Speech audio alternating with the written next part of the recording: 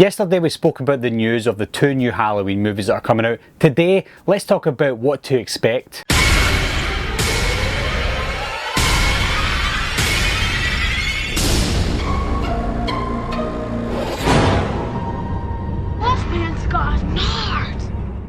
After the official news broke, I got too excited. I wanted to do a video straight away, and that's what I did. Just talking about the announcement of the 2 Halloween movies, Halloween Kills and Halloween Ends.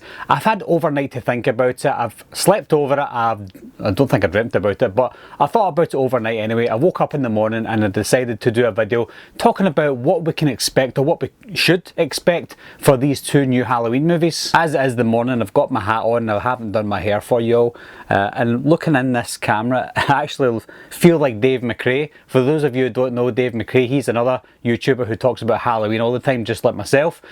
So this is to you, Dave. Hey folks, how are you doing? Dave McRae here. After I uploaded my video, I got a lot of comments in the comment section with people telling me about how they feel about the titles, what they think should happen, and I got a lot of messages from people giving their ideas of what they think should happen in Halloween Kills and Halloween Ends. So I'm going to go through all that step by step. Everything that I thought of, I'll put it in this video. Firstly is Jamie Lee Curtis. Jamie Lee Curtis has been confirmed for Halloween Kills and Halloween Ends. So that tells us that she's either going to survive Halloween Kills, or she's going to possibly die in Halloween Kills but just feature a little bit in Halloween Ends. But one thing that a lot of people hate is the fact that she's still there. She's handcuffed to Michael Myers again. We got the confirmation in Halloween 2018 that she no longer is a sibling of Michael Myers. He's got free range, he can go out and kill whoever he wants, but he's still tied to Jamie Lee Curtis, and that's what a lot of people didn't like. To be honest, I don't like that either. I like the fact that Jamie Lee Curtis came back. I like the continuity of Jamie Lee Curtis being there, because this is Halloween 2018 was the sequel to the original Halloween, so it's good to see her there. But yeah, it does grate on me a little bit that she's going to be in Halloween Kills and she's going to feature in Halloween Ends. But one thing I do like about this is the first time they've got a bunch of Halloween movies featuring the same actors. With Halloween, after Halloween 2 we had Season of the Witch, which had nothing to do with Michael Myers. And then Halloween 4 and 5 felt like a kind of double feature, but half those characters disappeared from Halloween 4 into Halloween 5. Then we got the mess with Curse of Michael Myers. Then we got a change up with H2O, and then a complete idiotic resurrection. But one thing all those movies lacked in the timeline was continuity. Something different happened. We have a different cast in every single one of those movies, but not with the David Gordon Green trilogy. We've got 3 movies together that have the same cast in it, including Jamie Lee Curtis. So that continuity with the franchise is what I like about it. The titles for the films, well, we're never going to call them Halloween 2 and Halloween 3. Well, we're never going to call them Halloween 3 and Halloween 4, because it is a confusing matter in the Halloween franchise. The original was Halloween. The second part from 2018 was also called Halloween, and I think that's because David Gordon Green, or even Blumhouse, wanted to make it a David Gordon Green trilogy. Well, that's what it looks like now, obviously.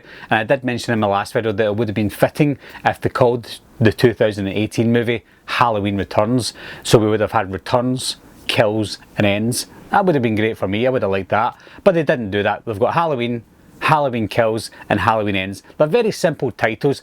A lot of people are saying they're very lazy. I don't think it's that lazy. And most of you who were commenting on my video were saying that Halloween Kills is a bad title. I don't think so. I don't think the titles are amazing. I don't think they're thought-provoking in any way, shape or form. But I do think they're simple. The simplicity to the titles are really good. They're very ambiguous as well, because the next movie that's coming out is Halloween Kills. But what does that really mean? We don't know what that means. Does that mean that Michael Myers goes on a killing rampage? Most likely. Does that mean that Jamie Lee Curtis might not even feature in this one at all? Or does this mean that she's going to be in it a little bit, because Michael Myers has got free range, like we wanted, going about killing all different characters apart from Jamie Lee Curtis, and maybe carrying that over to Halloween Ends. And then when we go on to Halloween Ends, it doesn't mean that it ends the franchise, it just means that it ends this story arc. We could potentially get another Halloween movie, and in fact I could bet my mortgage on it that we will get another Halloween movie in the future. I don't think we'll get one a year after Halloween Ends. I think they'll wait a few years at least to give us a new story arc. Whether that features Michael Myers, I don't know. And with Halloween Kills, is it going to take place on the same night as Halloween 2018? That's a good question. Again, they've done a lot in Halloween 2018 that annoyed me with all the nods to the previous movies. I think if they set it on the same night, it would make sense. However, it would also annoy me that they set it on the same night, because it's as if they're copying the original Halloween 1 and the original Halloween 2, the night he came home on the same night for the both movies. If they do that with this one, it would slightly annoy me, but it would also make sense as well. So it's a lose-lose situation with Blumhouse, because they put themselves into that corner with the ending of Halloween from 2018. One thing has not been confirmed yet, which is more than likely going to happen, is John Carpenter scoring the movie. They haven't mentioned that he's definitely coming back yet to score the movie. Time will tell, we'll get news updates for that, but I think he will come back. Jamie Lee Curtis is definitely back, David Gordon Green's definitely back, Danny McBride I think might be coming back. The only person I haven't spoken about online was James Jude Courtney as Michael Myers. Is he coming back? I would hope so, because I think that James Jude Courtney was one of the best things about Halloween. Say what you will about the script, say what you will about the acting for some of the people, and say what you will about the comedy, but a couple of things that they did get right was the intensity of the movie, the direction of the movie, the cinematography of the movie, John Carpenter's score, and most notably the performance by James Jude Courtney as Michael Myers. So I think it would be very silly for them not to bring back James Jude Courtney. There's no reason for them not to. I'm not saying that they might not be. It's just not been confirmed yet, but I think they should get his pen on paper as soon as they can. With the story moving forward, we see that Cameron has survived the 2018 movie. He probably didn't even know what was happening because he wasn't involved in any of the action in this one, but we do know that his dad is Lonnie from the original Halloween, so I think that Lonnie will feature in either Halloween Kills or Halloween Ends. It would make sense if he featured in Halloween Kills. Maybe Lonnie gets killed in this one eventually. He's not a major character, he's just a name from the original Halloween, and I think it would be fun to put him in there. I know that I hated all the nods to the original Halloween, but he was mentioned in the 2018 movie. It wouldn't make sense not to bring him into these movies now, because he was mentioned in that. So bringing him into either Halloween Kills or Halloween Ends would be good.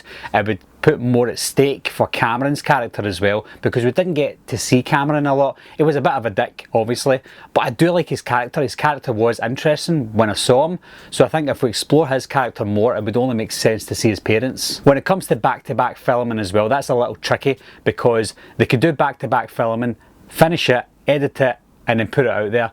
And that might be a bad move, because Halloween Kills, when it comes out in 2020, might be a bad movie. It might not be perceived by us and the critics as a good movie at all. It might bomb at the box office. And where does that leave them? That leaves them with a finished movie for a year down the road in 2021 that they'll be too scared to put out. It's similar to what I'm thinking of Dark Phoenix. They finished a movie that it wasn't good and they had to rush it and put it out there in June this year, and Dark Phoenix bombed big time, and I don't think they want that with this Halloween trilogy, as they call it. And there's a risk, because even if Halloween Kills is good, people might not be bothered to see Halloween Ends, because they might feel conned going to see Halloween Kills. Halloween Kills might be seen as a filler to the very end.